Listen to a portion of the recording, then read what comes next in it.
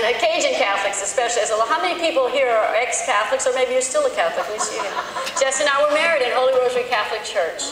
I remember the priest had to get on his case because he caught Jesse drinking the wine in the back room. And we both stumbled in there drunk in the morning. It's a morning wedding. And I had just graduated from high school. I was just 17, not even 18. And we just were crazy. What can I say? And my mother, she hated Jesse. All those stories that Jesse tells you about the mother-in-laws, they're all true. He gave her a hard time.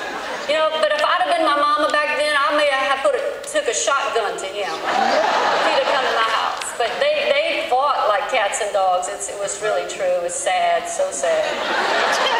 I remember the last words Mama spoke to me as we were leaving home out of our little town after we had gotten married. We went to a 3-day honeymoon. Jesse and I had a really glorious honeymoon. Let me tell you about it.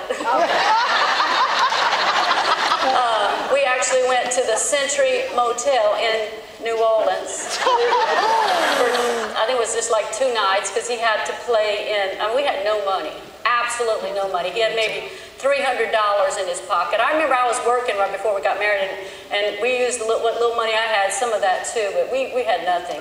And so we were just struggling.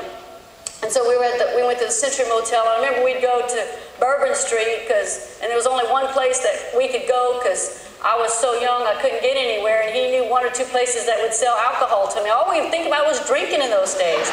We were the worst heathens. Y'all didn't know that about me. But Jesse and I had this little tiny honeymoon, really uneventful. It was awful because I don't have really good memories of my honeymoon. I truly don't, because it was so cold. He left everything really ice cold in the room, and I was always freezing. And it didn't matter to him because he wanted to be comfortable. He's such a selfish person.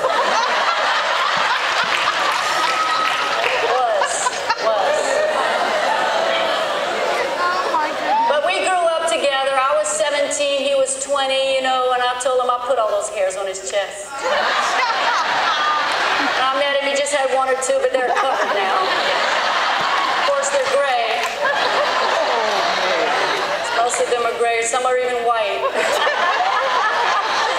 But we don't care. I think at one time we were with Jerry and Carolyn Savell. I don't know if what happened, but they saw Jesse had hair, because... Hello? Did Jesse take my mic off?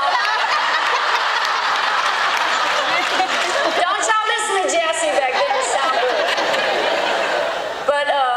His shirt was wet, so you could tell that he had hair behind his shirt. And Carolyn said, "Oh, Jesse, you have hair on your chest." Jerry doesn't have any hair. She often did things like that. So how does a husband react when a wife says something like that about someone else? Jerry had an amazing comment. He says, "Grass doesn't grow on the playground, baby."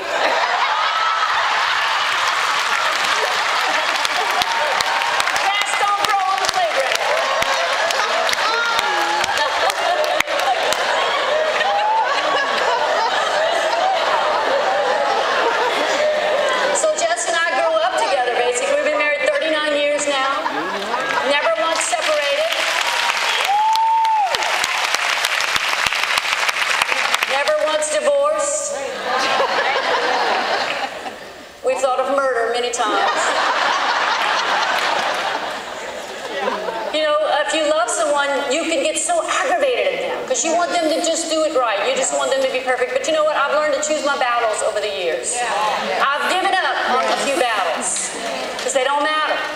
Doesn't matter if he leaves dirty clothes all over the floor. So I do it too sometimes. I've become more like him. We're both slobs. But not all the time. Just we have our moments where we're slobs because we're busy. And we have an excuse for being a slob. And then all of a sudden we clean it all up.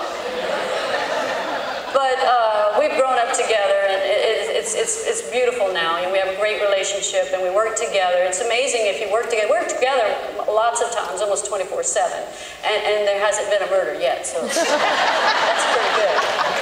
But I remember the words my mother gave me, words of wisdom. She thought, as I was leaving the driveway of the house where she lived at the time, Jesse and I had just been married. We went to our little quick 3-day honeymoon there in New Orleans, Louisiana, because we got married in Houma, so we went to the big city of New Orleans. And so here was all my little wedding gifts were in the small, tiny, probably the smallest U-Haul trailer they had, and it was being pulled by this bomb of a car. I think it was a Buick LeSabre that just a few months later locked up on us because it got overheated or something. We were always having issues with vehicles back then. But just before we got in the car, Mama's last words to me was, "Honey, just remember, you can leave that trash anytime you want." And so I think in the beginning I just stuck it out because I wanted to prove her wrong. I wanted to prove to her that I made the right decision.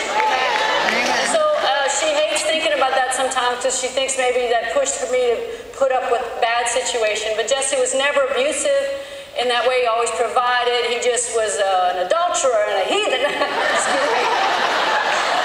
But you know, Jesus came into my life. I had no hope before then.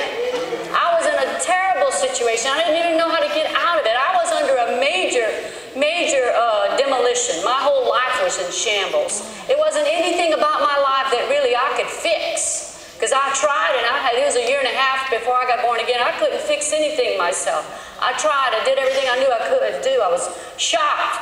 But the transformation, you know, because some guys, when they act differently before they got married, then after they get married, they're totally a different person. You know, and Jesse treated me, he often said, like a little child.